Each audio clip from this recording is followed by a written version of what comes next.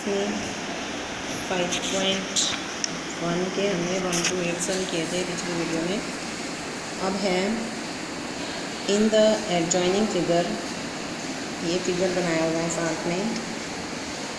इसमें ये पूछ रहे हैं कि क्या one angle adjacent to angle 2, कि क्या एक और दो एंगल जो हैं ये एडजसेंट हैं। हम ये देखेंगे वन एंगल की आर्म्स कौन कौन सी हैं, ए ओ और ओ सी, और वर्टेक्स कौन सी होगी, ओ। और टू एंगल की ओ सी ओ ई और वर्टेक्स ओ। तो एडजसेंट एंगल के लिए क्या चाहिए, एक आर्म हमें कॉमन चाहिए और एक वर्टेक्स कॉमन चाहिए, और जो कॉमन आर्म होगी, जो दूसरी आर्म्स होती है ना नॉन कॉमन, वो कॉमन आर्म के आसे पासे होनी चाहिए, राइट और लेफ्ट में होनी चाहिए। तो वो भी हो रही है यहाँ पे। इसका मतलब वन एंगल और टू एंगल एडजसेंट हैं। जैसे यहाँ पे हम लिख देंगे कि आर्म्स ऑफ एंगल 1 ओ ए और ओ सी, और आर्म्स ऑफ एंगल 2 ओ सी और ओ बी, और वर्टेक्स जो है वो ओ है दोनों की। तो ओ सी कॉमन होगी और वर्टेक्स भी कॉमन हो गया। इट मीन्स एंगल 1 जो है वो एंगल 2 के एडजसेंट है।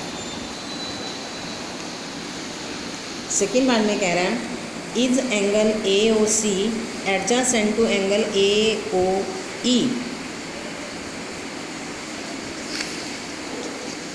अब ए ओ सी एंगल देखो, ए ओ सी एंगल मतलब वही वाला वन वाला angle, A O E, A O E.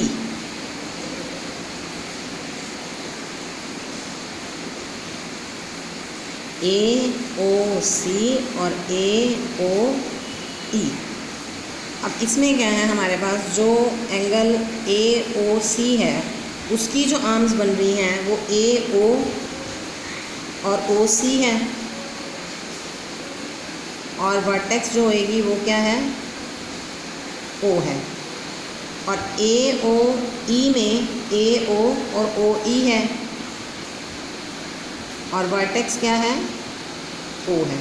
अब इसमें एक आर्म तो कॉमन है, वर्टेक्स भी कॉमन है, आर्म भी कॉमन है, वर्टेक्स भी कॉमन है, लेकिन जो कॉमन आर्म है ना ए ओ, ये ए ओ, ये कॉमन आर्म, जैसे पहले एंगल में हमारे पास ओ सी थी, तो जो दूसरी आर्म थी वो एक इस साइड थी ए ओ और एक एंगल की इस साइड थी, तो कॉमन आर्म जो है वो बीच में होनी चाहिए। तीसरी प्रॉपर्टी ये होती है इसकी। अब जैसे हमारे पास ये ए ओ कॉमन है, तो ए ओ एक साइड में है, इसके लेफ़्ट में या राइट में आर्म्स नहीं है, तो इसका मतलब हमारे पास जो ए ओ सी है वो not adjacent A O E. Third है डू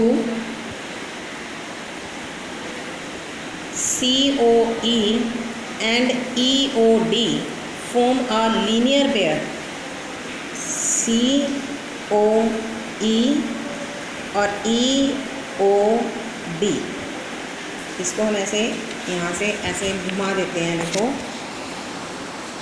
देखो, सी ओ ई ये वाला एंगल, और दूसरा बता रहे हैं ई ओ डी, तो ये दोनों मिला के क्या बना रहे हैं, लीनियर पेयर बना रहे हैं ना, सीधी लाइन बन रही है ये वाली।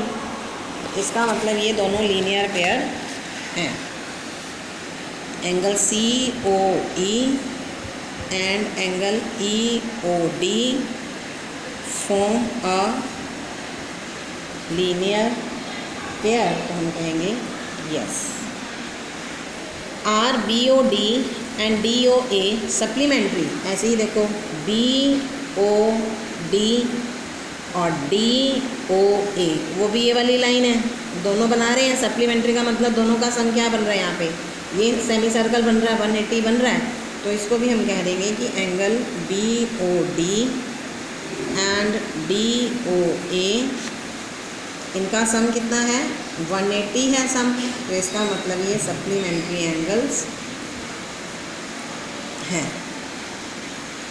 फिर कह रहा है is one angle vertical opposite to angle 4, one angle और इसके अपोजिट ये क्रॉस में लाइनें हैं, यहाँ पे ये 4 है, तो जो वन एंगल है वो इक्वल 4 है, और क्यों है ये वर्टिकल अपोजिट एंगल्स हैं।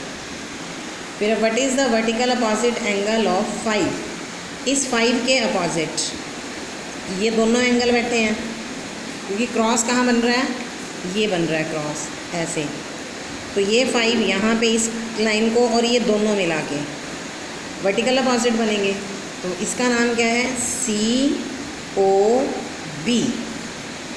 तो एंगल 5 के वर्टिकल अपोजिट एंगल होगा एंगल COB, जो कि एंगल 2 और एंगल 3 दोनों को मिला के है। नेक्स्ट है 10th question, indicate which pairs of angles are vertical opposite angle. Vertical opposite angle आमने सामने होते हैं क्रॉस में, जैसे ये यहाँ पे लाइन है, तो इसमें 1 एंगल और 4 एंगल वर्टिकल अपोजिट हो गया। वर्टिकल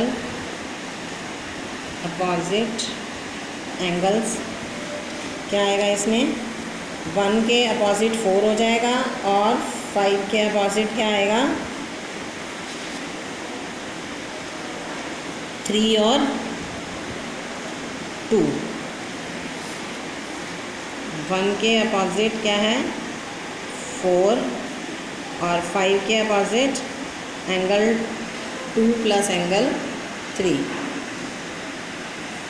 फिर पूछ रहा है लीनियर पेयर एंगल, तो लीनियर पेयर एंगल मतलब जो एक स्ट्रेट लाइन बनाते हैं, तो लीनियर पेयर्स में क्या बनेंगे, ये देखो अगर हम ये वाली लाइन छुपा दें नीचे वाले, तो 1 और 5, यहाँ पे ये 1 और 5 क्या बना रहे हैं एक semi circle, angle 1 plus angle 5 का सम 180 है, ये लीनियर पेयर हो गया। ऐसे ही नीचे वाला स्क्वायर यहाँ से लेके यहाँ तक 4 3 2, एंगल 4 प्लस 3 प्लस 2, इनका सम भी क्या है 180, ये भी लीनियर पेयर है। और अगर हम इधर से देख लें, ये अगर इस वाली लाइन को बनाएं तो हमारे पास इधर से 4 प्लस 5, एंगल 4 प्लस एंगल 5, ये भी क्या है 180 है।